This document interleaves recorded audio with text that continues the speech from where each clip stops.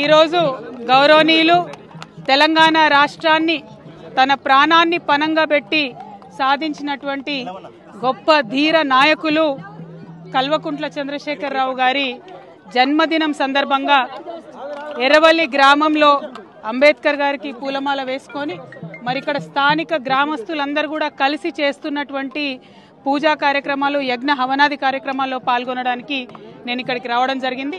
దీనికంటే ముందు వరదరాజపురంలో ఉన్నటువంటి అత్యంత పురాతనమైనటువంటి ఆలయాన్ని సందర్శన చేసుకొని అక్కడ కూడా గౌరవ కేసీఆర్ గారి కోసం పూజా కార్యక్రమాలు నిర్వహించుకొని ఇక్కడికి రావడం జరిగింది.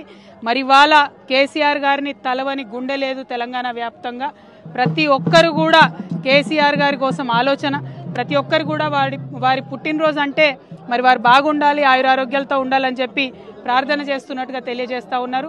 ఈ మతం ఆ మతం అని కాదు, ముసల్మాన్ సోదరులు, క్రిస్టియన్ సోదరులు, సిక్ సోదరులు, హిందూ సోదరులు ప్రతి ఒక్కరు చిన్న పెద్ద తేడా లేకుండా మరి మా చిన్న తమ్ముడు, మా చిన్న కొడుకు, మా పెద్ద కొడుకు, మా మామ, మా అన్న అని చెప్పి ప్రేమగా, అత్యంత ప్రేమగా 50 మంది తెలంగాణ ప్రజలు ఇవాళ గౌరవ ముఖ్యమంత్రి కేసీఆర్ గారిని తలుచుకుంటున్నటువంటి సందర్భం చూస్తూ ఉన్నాం.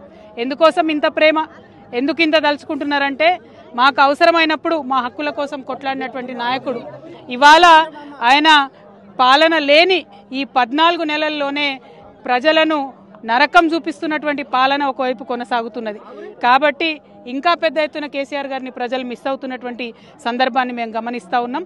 మరి ఆ భగవంతుడి దయ వల్ల ప్రతి ఒక్క గుండె కొట్టుకుంటున్నది. వారి దయ వల్ల ఖచ్చితంగా కేసీఆర్ గారు చక్కటి ఆరోగ్యంతో ఇంకా అద్భుతమైనటువంటి శక్తియుక్తులతోని తెలంగాణ సమాజాన్ని ముందుకు తీసుకెళ్తారని చెప్పి మీ అందరి ఆశీర్వాదాలు ఉన్నందుకు నేను ధన్యవాదాలు తెలియజేస్తూ, మరి ఇవాళ మీరు చూస్తున్నారు ఏం జరుగుతున్నది. ఏ మాట చెప్పినా, ఏ కార్యక్రమమైనా, ఏ అంశమైనా ముఖ్యమంత్రి గారు వంకర టింకర మాటలు మాట్లాడి ఆగం చేసుడు తప్పితే ఎప్పుడు కూడా దేనికి పరిష్కారం చూపించినటువంటి పాపన ఓలేదు. ఉదాహరణకు బీసీల గురించి లెక్కలు జరుగుతూ ఉన్నాయి, అటువంటి పాపన ఓలేదు. ఉదాహరణకు బీసీల గురించి లెక్కలు జరుగుతూ ఉన్నాయి. జరుగుతుంటే పెద్ద ఎత్తున అందరూ కూడా ఉద్యమం చేసిరు, లెక్కలే తప్పున్నాయి, మీరు పెట్టిన జనాభా లెక్కలు బాగాలేవని అన్నారు.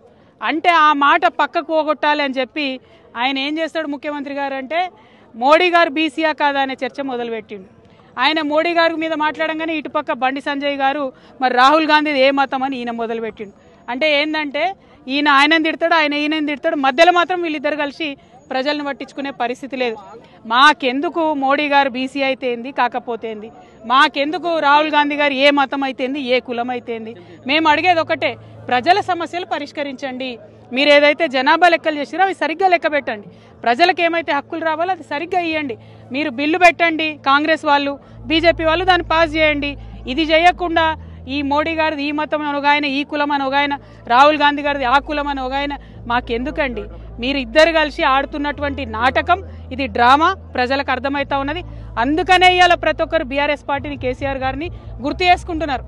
మీరు చిత్తశుద్ధితోని ఏం చెప్తే అది ప్రజలకు ఇవ్వండి, అంతేగాని దాని వెనకాల ఒక కుట్ర పెట్టి దాన్ని రాజకీయంగా వాడుకొని ప్రజలు హక్కులు అడగంగానే అటు నుంచి బీజేపీ వాళ్ళు వచ్చి మాట్లాడాలి, మళ్ళీ వాళ్ళని తిట్టుకుంటే ఇటు నుంచి కాంగ్రెస్ వాళ్ళు మాట్లాడాలి.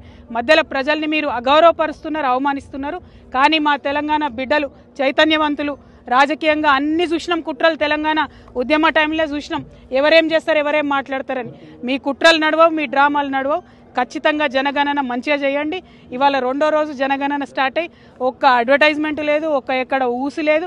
దాన్ని పరిపూర్ణంగా నిర్వహించండి, ప్రజలకు న్యాయం చేయాలి, బీసీ బిడ్డలను మోసం చేయొద్దని చెప్పి ముఖ్యమంత్రి గారిని, భారతీయ జనతా పార్టీని ఇద్దరిని కూడా మేము హెచ్చరిక చేస్తా ఉన్నాం. Thank you. జై తెలంగాణ, జై కేసీఆర్.